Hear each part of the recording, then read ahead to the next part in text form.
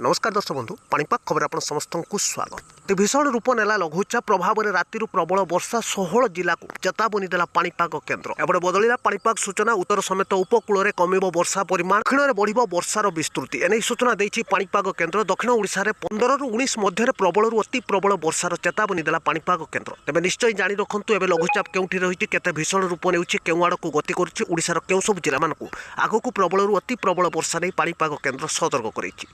पूर्व वीडियो को लाइक करूँ चैनल को सब्सक्राइब कर शेयर करूँ।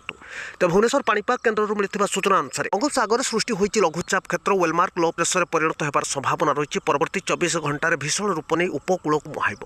यार प्रभाव में दक्षिण ओडिशा रे भारी वर्षार चेतावनी रखी पाणीपाग विभाग। 24 घंटा मध्य मालकानगिरी कोरापुट नवरंगपुर नूआपड़ा गंजाम रायगड़ा गजपति कंधमाल कलाहांडी जिले में देखा मिल भीषण वर्षा।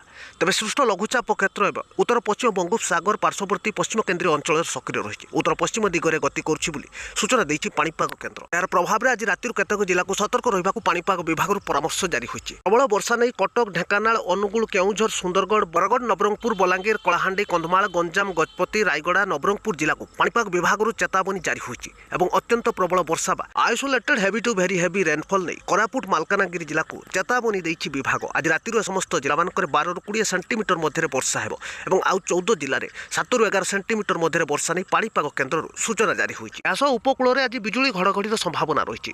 मयूरभंज बालेश्वर भद्रक केन्द्रापड़ा जगतसिंहपुर पुरी समेत कटक जाजपुर खुर्दा और यार पार्श्ववर्ती जिला मानक देखापी मिल घड़घड़ी सांगक वज्रपात हालुकार मध्यम धरणर वर्षा केतेक स्थान में हेबा नहीं सूचना रखी पाणीपाग केन्द्र। कालीठू दक्षिण ओडिशा रे बढ़िबो वर्षार परिमाण 19 तारिख पर्यंत लगी रहिबो प्रबल वर्षा एने सूचना देछि भुवनेश्वर पाणीपाग केन्द्र।